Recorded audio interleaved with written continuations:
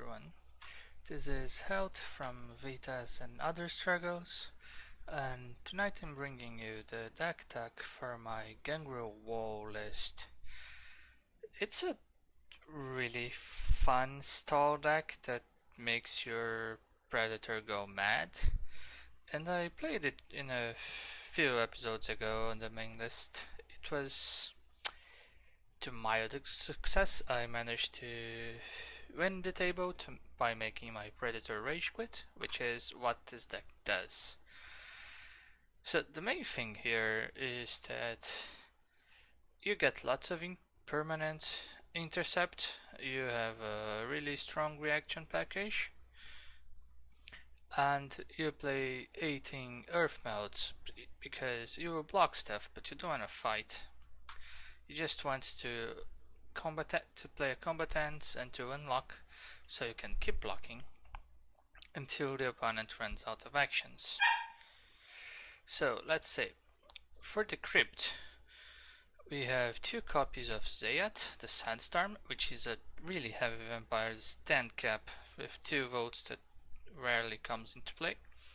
But his ability is really nice. He can move 3 blood from himself to a younger vampire, and the uncontrolled region is a +1 stealth action, and we don't have an awful lot of acceleration going in this deck.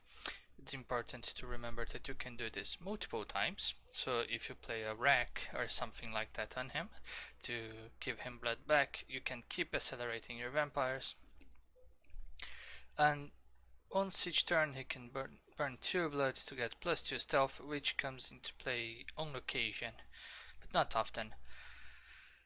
The one problem with this guy is that he has basic cal specs, so we have to run a few discipline cards to fix that. The 2 copies of the most useful vampire of this deck, which is Inyanga. She allies require Gangrel, costs her 1 fewer blood pool, but we don't play any. The thing is, she has advanced aspects, advanced animalism, advanced Protean, and fortitude, and natural +1 intercept.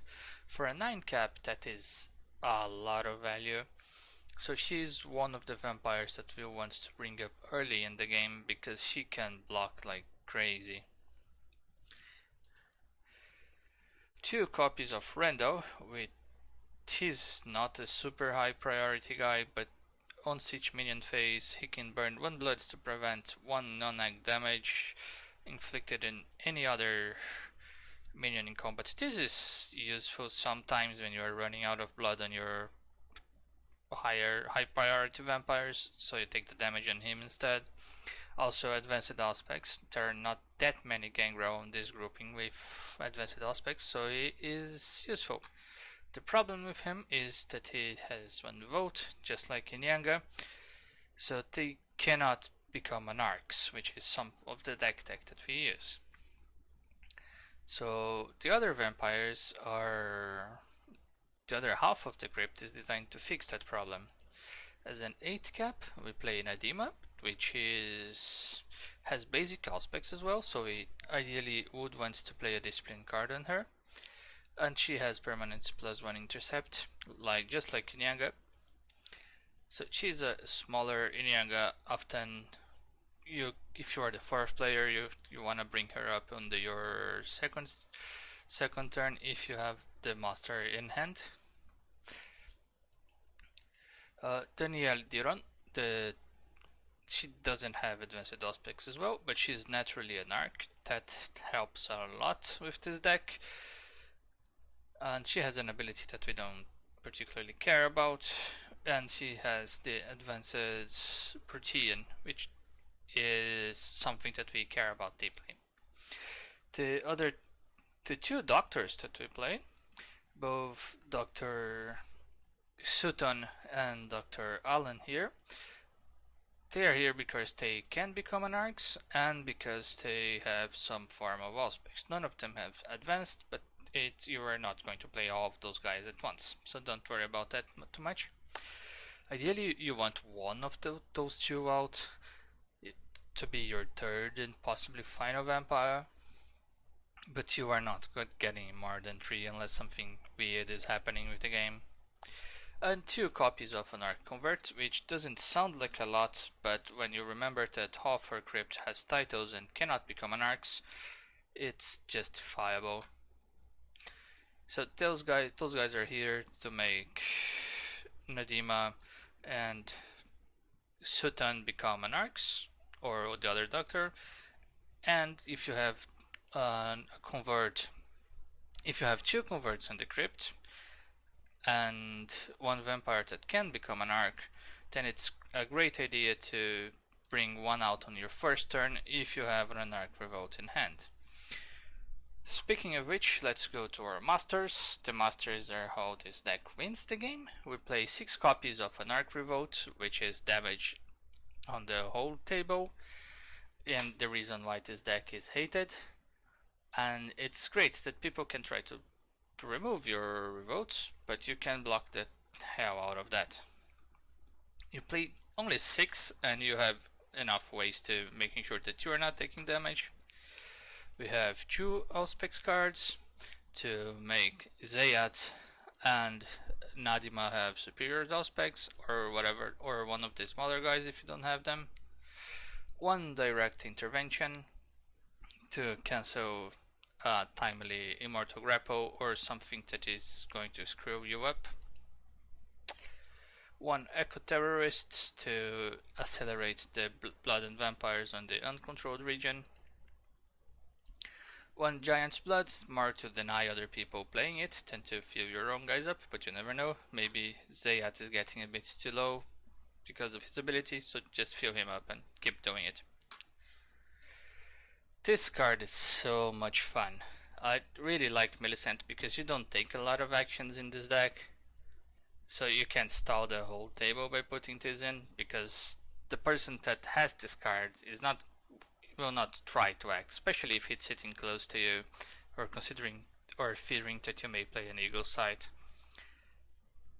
This can, I have seen this killing Montanas in the Baltimore Purge and it was glorious.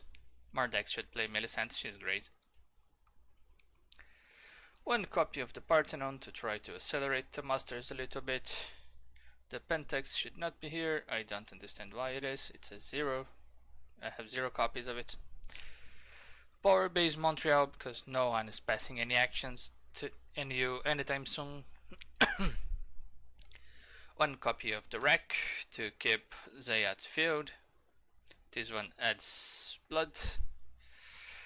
3 Smiling Jacks. You usually want to get 1 early to identify threats on the table.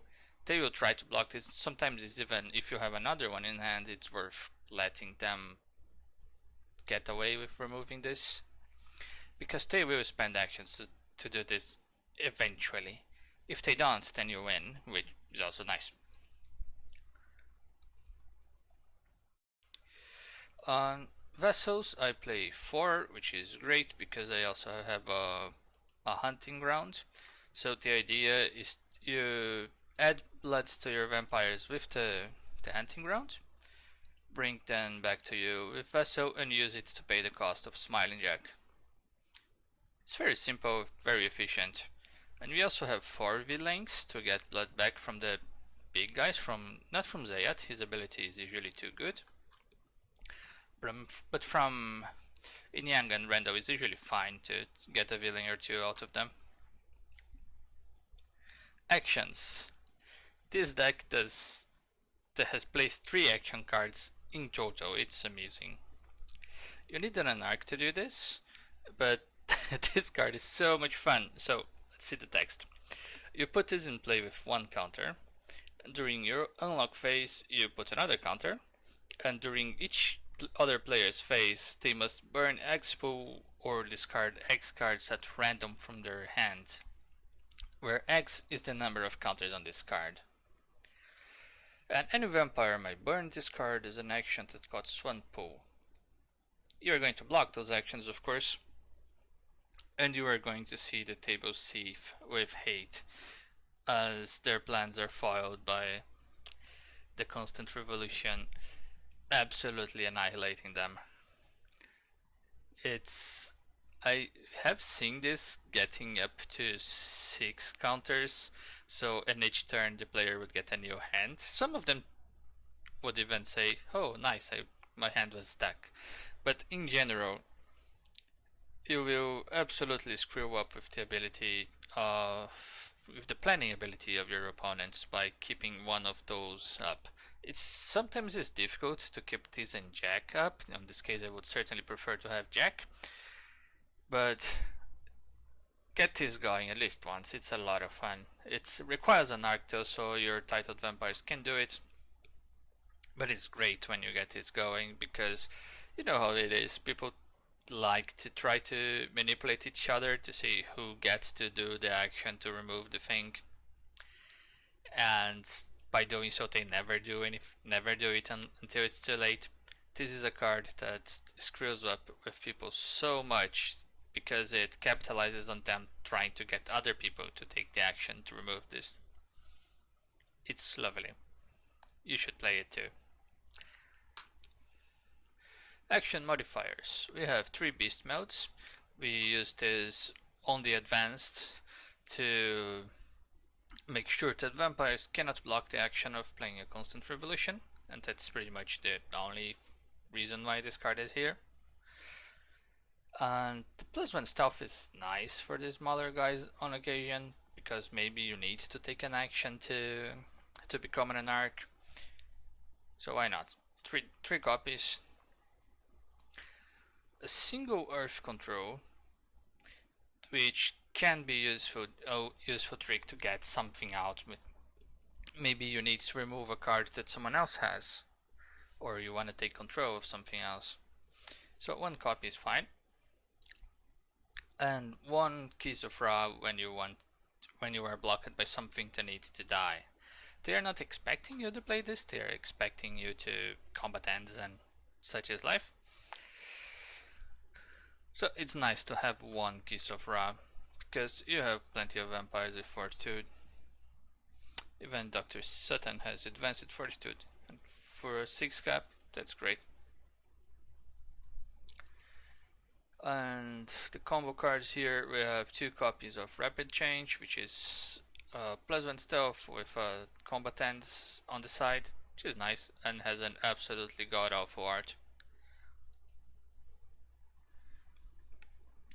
The combat module, it's a significant part of this deck, but not a very creative one. We have 4 forms of mist, because sometimes you want to burn a blood to continue the action with extra stealth. And I have 5 slots for Fortitude cards here. I am currently running 3 rolling with the punches and 2 superior metal due to how my friends play. But with your friends, you might need more superior metal if they are doing more combat heavy decks. Otherwise, if you are not expecting to see a lot of fights going your way, more rolling with the punches to just prevent one is nice. And 18 earth melts. You can see the hope vanishing from the eyes of your predator when you mention casually to him that you have this. It's a lot of fun to play this again and again and again and just see that the table wondering when is this going to end, because it isn't. The great thing about this card, aside from not costing anything, is that it unlocks your vampire. So you block, you play this, you unlock, and life's good because you can block again. Allies. We have 1 Cauldron, because the +1 intercept, and if someone is committing the others, you can burn him, which is something great that not everyone plays, but you should. Carlton is a great ally, costs 2 pool though, but if you can manage to get him early in the game, he makes a lot of this difference. Especially he can strike dodge as well, which is very helpful. For equipment, I have 1 bow of convergence for the permanent intercept, and the Niscatus to unstuck the hand a little bit in case I get too many earth smells in hand, which happens. Now, reaction package, 22 cards, 2 delaying tactics because sometimes the politics are happening on the other side of the table and you don't want them. So, great to have. 2 ego sight because sometimes something very harmful like a shatter the gate or whatever is happening on the other side of the gate and you don't want it. 4 eyes of Argus because you want to wake your guys and you want the +2 intercept against blades. My enemy's enemies. Now this is a different pick because it's sometimes you don't really want to bleed your predator's predator to bounce to your predator's predator, but it doesn't cost blood and it gives you a +1 intercept at the basic level, which is fun, which is useful. And sometimes when your predator's predator is being too aggressive, you really want to bleed him a little bit just so he can shield. For Sense the Savage Way, which are more unlocks, in case you played an action or your vampires are tapped in general, you unlock and attempt to block, and it's also a free card, doesn't cost blood and gives +1 intercept. And 8 misdirections to accelerate the downfall of your prey. It locks you, which is annoying, but such is life. You lock and then you sense the Savage Way to block if they blade again. So this is how this deck works. It has a few weakness spots, like it's not a good deck against pure combat decks because they will play Immortal Grapple to make sure you cannot play your Earth Melts. If you suspect your friends are going to be playing like Jacko, Monopotence or Monocelerity, then you certainly need to substitute a few Earth Melts for more rolling with the punches and superior metal. It also has some votes. It has 2 votes here, 1 on Inyanga, 1 on Rando, which don't do a lot if there's votes going on the table. But it can be a swing seat, so be mindful of that. If there are votes happening, you might make a friend, which is otherwise very difficult for this deck because of the Anarch Revolts and Jacks. Sometimes this script likes to brick, especially on Lucky. You get all of your Zayats, all of your Inyangas, and nothing that can become an Anarch. In this case, have patience. Consider playing a wider view here. I didn't really find the spot, but I could easily take one of the villains out. One villain, and you can probably get just fine with 16 Earth Melts, so you can take those 2 out, put some wider views and the Dreams of the Sphinx for accelerating. And maybe you want to put some extra tricks here. Maybe instead of you are reducing the Earth Melts and you put some Claws of the Dead here to do egg damage if you are fighting something that will not fight really well back. So there's a lot of ways. Protean is a really strong discipline, a really fun discipline, and you should consider running it because a lot of especially the higher cap vampires, they have some really fun abilities that can make the game really interesting. So this was my Gangrel wall deck. I hope you enjoyed. The link for this will be in the description. If you have any suggestions for this deck, I would certainly appreciate them. Till then, bye bye.